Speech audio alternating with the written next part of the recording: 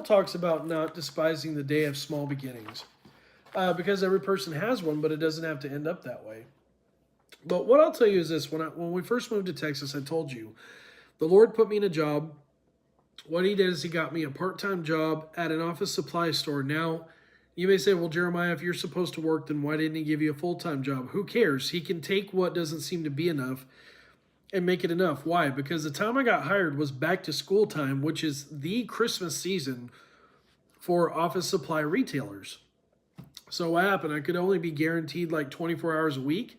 I never made less than 40 because they made overtime available and different things like that. But what I would do is, because I had my mornings open and I would work like a mid-shift or closing shift, I knew God had moved us to Texas in order to serve a specific church. And so I was like, okay, wait, it only makes sense if we're to serve at this specific church, then why am I not helping this church? So what I did is I offered one time to volunteer with some event they were doing. And that turned into me going the mornings that I wasn't working at the big box store. And I would go clean the church. I would go clean toilets. I would help to put away decorations, bring out decorations, vacuum the sanctuary, clean chairs, refill envelopes. Basically whatever needed done, I would do. And I had no problem with it because I knew that I was doing it to help my church body. I wanted to do that, and I wanted to give of my time. Well, one day I was there, and we were helping to refinish floors in the youth building of the church. And a guy that I know from the church come by while I was there working. I'm in a t-shirt and jeans because we're going to be doing mopping and using chemicals and stuff like that. So I'm not dressed up. I'm not in my work clothes. And this other guy who goes to the church comes by. He says, hey, I was hoping you would be here, which I didn't know him very well. I barely knew his first name. And he was like, I was out today. I was praying today, and the Lord said that there's a job at the ministry connected with this church, and I feel like the job's for you. And so, again, like I talked to you about at the beginning of this video, words are pointless without action. So I listened for the Holy Spirit, of course, because you don't just go off and do crazy stuff. And I was like, well, Lord, what do I do? And he's like, he's right. Go up there and talk to him about the job they have open. So I did. I was there. And the thought was, well, let me go ahead and get dressed. I'll inquire. I'll send an email. No, the Lord said, go right up there and go talk to him. So I go up to the ministry headquarters. Again, that's connected to this church. I'm dressed in a dirty t-shirt and dirty jeans because I've been cleaning. But I go and I say, hey, I heard that you have a job open in your shipping and receiving department. And I was interested to find out how I could apply for it or get more info about it. Well, they welcomed me in, said hi to me, introduced me to the manager of the department and all that. And from there, I applied and I got the job. And so God supernaturally put me there. These are not normal steps. Like, I didn't hear about it from Indeed. I didn't get on LinkedIn. This is from somebody who was praying and the Lord told him, go to the church and go tell them. Now, why was I able to receive that? Because the Lord had already told me before, move to Texas, move to Crowley, Texas, and you'll be blessed.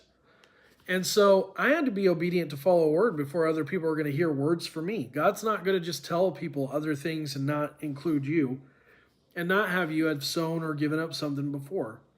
That's one thing I learned from my father in the faith, Dr. Jerry Savelle. There is very rare instances, but they don't happen very often, where there's not a harvest without first sowing seed.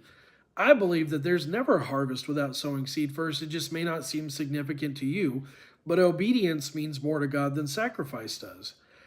And so my whole point of that, the whole point of divine leading, God had to put me in the ministry that I was in and is putting me in the ministry I'm in now with you.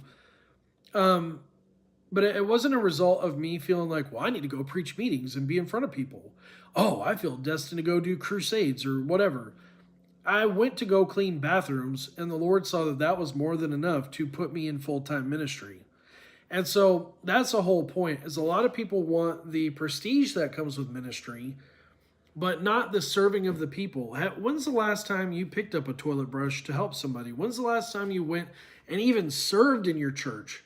Like, you feel called to international ministry, but you don't even serve in a capacity in your church that you go to every Sunday, and giving is not serving enough. Now, that's anyways. I don't want to get off on a rabbit trail, but I'll end it with this, because this is a good lesson for anybody, especially if you're still kind of a younger guy like me. Don't go yearning for somebody else's end result. If you want to have an end result you desire, go for the kind of seed that they sowed to get there. That's the easiest way I can explain it. Don't just go, like, if you do believe you're called to ministry, you actually have a call of God on your life, don't go for the meetings. Go for serving in your church first. Go for finding a way to help somebody else with their meeting. Go for sowing seed into a meeting that you're not going to be a part of. There was an outreach with our church a couple months ago. No, not a couple months ago. It was this month. They do things so fast I forget. It was earlier this month. They did a toy drive in Houston. I'm 4.5 hours away from Houston. I couldn't go in person, so I sent money. I had to go help accomplish the mission. That's what you need to do. Don't try to be a master at the most visible part of a calling. Master the seed that you're sowing in private so you can have it rewarded openly by the Lord.